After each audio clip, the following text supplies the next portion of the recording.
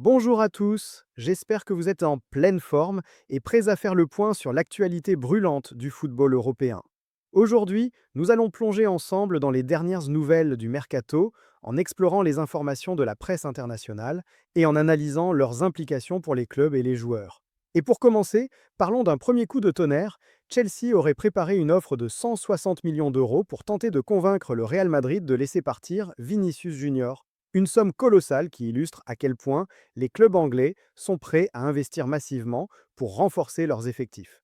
Mais la vraie bombe de ces dernières 24 heures se situe plutôt du côté de l'Espagne, et elle concerne un joueur portugais de renom, Joao Cancelo. En effet, le latéral international portugais s'apprête à rejoindre le FC Barcelone.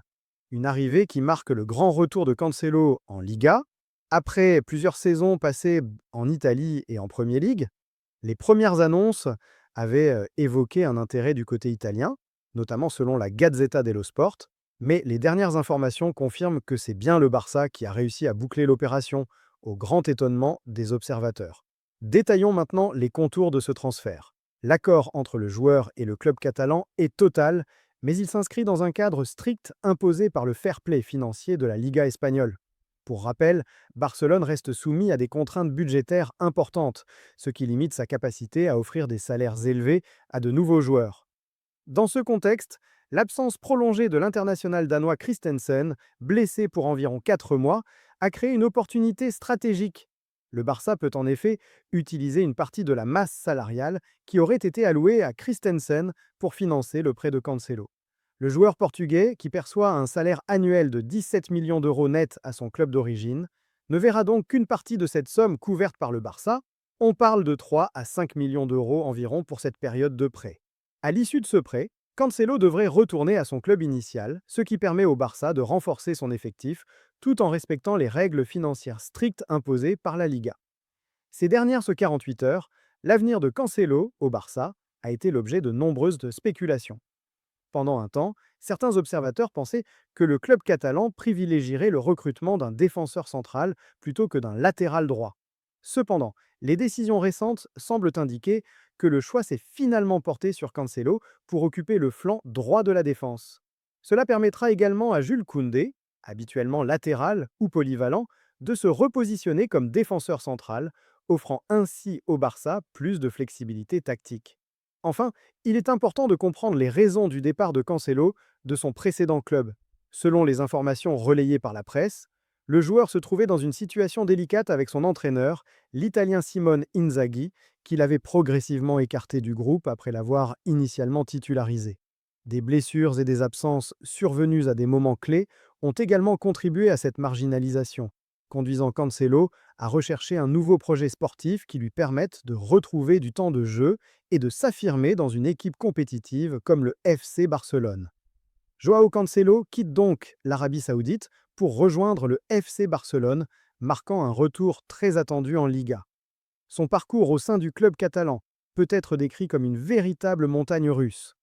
En effet, Cancelo avait déjà porté le maillot blaugrana lors de la saison 2023-2024 sous les ordres de Xavi, évoluant principalement sur le flanc gauche, malgré ses qualités de latéral droit. À cette époque, il alternait entre titularisation et période d'absence, ce qui avait limité sa capacité à exprimer pleinement son potentiel sur le terrain. Pendant un moment, beaucoup pensaient que le Portugais retournerait en Italie, notamment à l'Inter Milan. La Gazzetta dello Sport évoquait même une bataille entre l'Inter et la Juventus pour s'attacher ses services. Mais les dernières informations sont formelles. Cancelo a choisi le FC Barcelone et ne rejoindra pas l'Inter. Cela met un terme à toutes les spéculations autour d'un éventuel échange impliquant des joueurs tels que De Vrij ou Acerbi qui auraient pu être intégrés dans un transfert avec l'Inter ou son club actuel. Cette décision marque donc une orientation claire pour le joueur et pour le Barça, qui réussit là un coup important sur le marché hivernal. Analyser ce retour au FC Barcelone, c'est également comprendre son impact sportif. Avec 42 matchs disputés sous le maillot catalan lors de sa première période, Cancelo a inscrit plusieurs buts et délivré 5 passes décisives, démontrant sa capacité à influencer le jeu offensif et défensif. Sa polyvalence, capable de jouer des deux côtés de la défense, constitue un atout majeur pour Hans Flick, qui pourra désormais envisager de réorganiser sa ligne défensive tout en exploitant les qualités de son nouveau latéral droit. Le recrutement de Cancelo s'inscrit dans une stratégie plus large du club catalan. Le Barça n'a pas encore terminé son mercato et continue d'explorer plusieurs pistes, parmi lesquelles des profils comme Schlotterbeck du Borussia Dortmund ou Dusan Vlahovic de la Juventus de Turin. Ces mouvements témoignent de la volonté du club d'animer le marché des transferts et de renforcer son effectif pour les échéances à venir, tout en respectant les contraintes financières imposées par la Liga. Sur le terrain, l'équipe se prépare actuellement pour la demi-finale de la Supercoupe d'Espagne, qui se jouera en Arabie Saoudite face à l'Athletic Bilbao. Le Barça se présente avec un effectif presque au complet, y compris Ronald Araujo, absent lors de la dernière rencontre mais bien présent pour ce déplacement. La composition et la tactique adoptées par Hans Flick promettent un spectacle offensif de qualité, notamment avec Dani Olmo, auteur de performances remarquables lors du dernier match avec plusieurs passes décisives. Enfin, sur le front des transferts, un autre dossier majeur concerne Marcus Rashford. L'attaquant, actuellement prêté au Barça, dispose d'une clause d'achat fixée entre 25 et 30 millions d'euros. Son avenir reste incertain, surtout après les récents changements à la direction de Manchester United qui pourraient influencer la décision finale. Le Barça suit attentivement cette situation, cherchant à équilibrer ses ambitions offensives avec la stabilité financière et tactique de son effectif. L'avenir de Robert Lewandowski continue de susciter de nombreuses interrogations dans le monde du football. L'attaquant polonais, régulièrement interrogé sur ses projets futurs, semble réfléchir à toutes les options, y compris à la possibilité de mettre un terme à sa carrière si les conditions idéales ne se présentent pas. Selon les dernières informations relayées par Mundo Deportivo, certains clubs, notamment en Arabie Saoudite, auraient manifesté un intérêt pour s'attacher ses services, tandis que la situation reste ouverte concernant son avenir en Europe.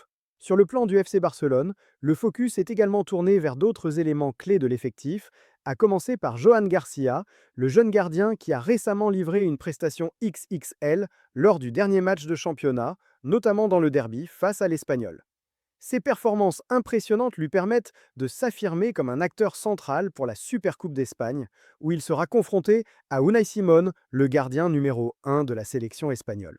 Cette confrontation s'annonce comme un duel déterminant pour la hiérarchie au sein des portiers espagnols, Simón étant classé par Marca comme le deuxième meilleur gardien de la Liga, juste derrière Thibaut Courtois. Les performances de Johan Garcia renforcent ainsi son profil et son potentiel à prétendre à une place en sélection nationale pour les échéances internationales à venir, notamment la prochaine Coupe du Monde. L'entraîneur Hans Flick peut se réjouir de voir certains joueurs aligner déjà des statistiques remarquables sous le maillot catalan. Johan Garcia a notamment été élu meilleur gardien de la semaine dans le 11 type de Marca, grâce à des arrêts décisifs et une maîtrise exceptionnelle dans sa surface.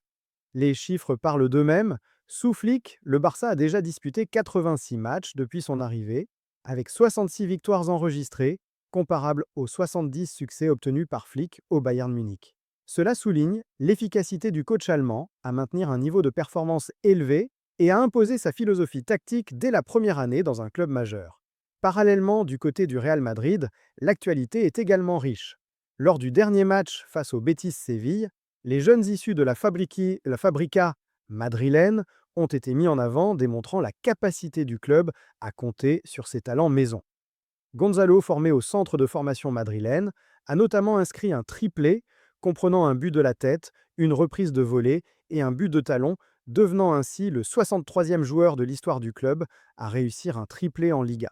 Cette performance relance le débat sur l'utilisation des jeunes talents dans les matchs importants, surtout en l'absence de cadres comme Kylian Mbappé et Vinicius Junior, et montre la confiance accordée aux joueurs locaux pour tenir les responsabilités offensives.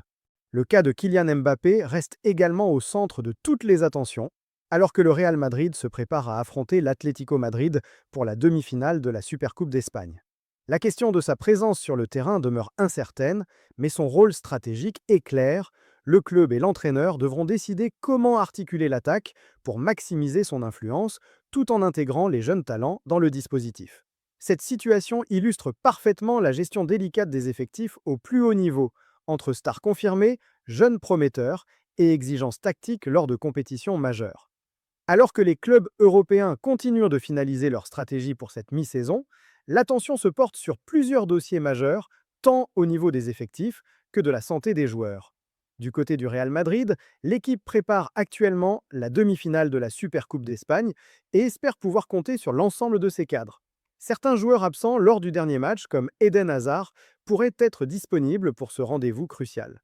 Cette saison, le Real a été particulièrement marqué par un nombre inhabituel de blessures. Entre la fin de la saison précédente et le début de la saison actuelle, on recense près de 95 cas de blessures au sein de l'effectif. Face à cette situation préoccupante, le club a décidé de rappeler Nico Michel pour superviser l'ensemble du staff médical et mettre en place des protocoles visant à réduire la fréquence et la gravité des blessures. L'objectif est clair, protéger les joueurs, optimiser les performances et limiter les absences qui peuvent peser lourd dans la course au titre. Parallèlement, le marché des transferts continue de créer des vagues d'actualité. The Guardian rapporte que Chelsea aurait préparé une offre de 160 millions d'euros pour tenter de convaincre le Real Madrid de céder Vinicius Junior. Cette information survient après un changement récent sur le banc des Blues, avec le limogeage d'Enzo Maresca. Le scénario d'un transfert de Vinicius en Premier League reste donc à suivre de près, tant pour les clubs concernés que pour les supporters. Toujours au Real Madrid, le club a autorisé le prêt de certains joueurs afin qu'ils puissent retrouver du temps de jeu et progresser. C'est le cas d'André Hendrick qui a été prêté à l'Olympique lyonnais.